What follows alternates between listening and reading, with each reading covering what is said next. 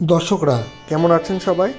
গত ভিডিওতে কিন্তু আমি এই প্রতিমাটির প্রস্তুতি দেখিয়েছিলাম আপনাদের রাজীব পাল মহাশয় স্টুডিওতে। আজকে কিন্তু চলে এসেছি একদম যেখানে প্রতিমাটি এসছে, অর্থাৎ চৌরাস্তার কাছে রাজদূত ক্লাব কৃষ্ণনগরে, তার ঠিক পাশে পান্ডে বাড়িতে আগের বছর আমি এসেছিলাম। ভিডিও কি করেছিলাম নাকি জানি না, ছবি তুলেছিলাম।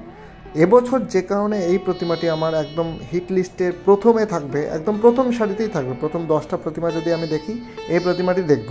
কারণ এই প্রতিমার যে অঙ্গসজ্জা এবং যে মানে কি বলবো, আমি রূপ বর্ণনায় বাকরুদ্ধ, প্রথম কথা। দ্বিতীয়ত কি কথা বলবো সেটাই আমি বুঝে পাচ্ছি না, এত সুন্দর একটি প্রতিমা দেখে। যাই হোক, তাও আপনাদের সবাইকে বলতে হবে, প্রতিমাতে একটি থিমের ব্যবহার করা হয়েছে। যদি ভালোভাবে লক্ষ্য করেন, এখানে শিবের বিয়ে এবং সতীর যে শিবের প্রতি যে ভালোবাসা, সেটাকে লক্ষণীয় করা হয়েছে। এবং তার সঙ্গে যে সরস্বতীর বাহন, হাঁসের যে গুরুত্ব এবং হাঁসের যে নিপুণতা, সেটা, তার সঙ্গে ময়ূরও আছে আমি দেখতে পাচ্ছি।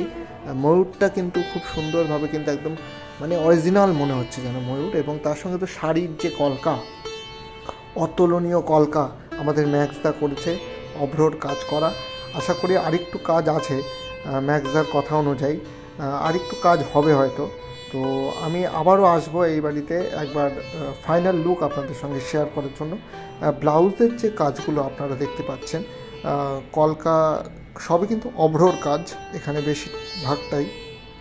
এবার আসে সাইড পুতুলে, যেখানে আমি বলছিলাম শিবের বিয়ে, অর্থাৎ শিব আর পার্বতীর এখানে বিয়ে হচ্ছে দেখতে পাচ্ছেন, এবং ব্রহ্মা বিষ্ণু সাক্ষী হিসেবে আছেন। তার সঙ্গে কিন্তু একটি সখীকে আমরা দেখতে পাচ্ছি। ওই সখীর যে ভঙ্গিমা বা যে এক্সপ্রেশন, সেটা কিন্তু দেখুন খুব লক্ষণীয়। তার সঙ্গে এই এত সুন্দর যে সাইড পুতুলগুলো, ব্রহ্মা বিষ্ণু আছে, তার সঙ্গে মহেশ্বর আছে, তার সঙ্গে কিন্তু এরকম বিরাট আকৃতির একটি সরস্বতী এবং 4 হাতের সরস্বতী প্রতিমা। তার সঙ্গে যে পিছনের স্ট্রাকচার, সেই স্ট্রাকচারটার মধ্যেও কিন্তু অনেক কিছু লক্ষণীয়। যেমন দেখতে পারবেন লালের মধ্যে গোল্ডেনের একটা নকশার কাজ, তার সঙ্গে এখনও চূড়ার যে কাজ সেটা হয়নি। চূড়ার কাজটা হয়তো পরবর্তীকালে লাগানো হবে চূড়াটা, তখন হয়তো আরও পরিপূর্ণ হয়ে যাবে ঠাকুরটি।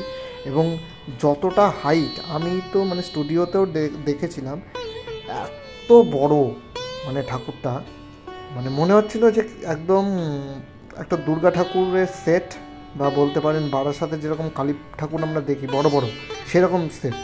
সরস্বতী যে এত বড়, আমার খুবই কমই দেখেছি এরকম আর্টের ঠাকুর। আমার এক কথায় মনে পড়ে যাচ্ছে মানে সনাতন রুদ্রপাল এবং প্রদীপ রুদ্রপালের সেই বড় বড় ঠাকুরের কথা। যাই হোক, কৃষ্ণনগরে আমরা থাকি, কৃষ্ণনগরে থেকে আমরা গর্বিত যে কৃষ্ণনগরের এরকম একটা স্ট্রং মৃৎশিল্পীর প্রতিমা আমরা দেখতে পাবো এবছর, থ্যাঙ্কস টু পান্ডে বাড়ি। তাদের মারফত আমরা আগের বছরও একটা ভালো প্রতিমা গিফট পেয়েছিলাম কৃষ্ণনগরবাসী, এবছরও তার অন্যথা হয়নি। এবং এবছর যেন আরও উপরি পাওনা এই সাইড পুতুলগুলো নিয়ে, এবং তার সঙ্গে সরস্বতী প্রতিমা সব মিলিয়ে মিশিয়ে কিন্তু একটা সুন্দর প্রতিমা কিন্তু আমরা দেখতে চলব এই সরস্বতী পুজোয় কৃষ্ণনগরে। যাই হোক, সাইড পুতুলগুলো আরেকবার দেখাচ্ছি। ভিডিওটি কেমন লাগলো জানাবেন, শুভেচ্ছা নেবেন, ভালো থাকবেন। এবং আমি আরেকবার চেষ্টা করব এই প্রতিমাটি আপনাদের কমপ্লিট দেখানোর। তার আগে সুবল দাদুর স্টুডিওর আরও বেশ কয়েকটি ভিডিও আমি করার চেষ্টা করব এবং আপনাদের দেওয়ার চেষ্টা করব। চলুন, গুড বাই, ভালো থাকবেন। নতুন একটা ভিডিওয়ে খুব তাড়াতাড়ি দেখা হচ্ছে।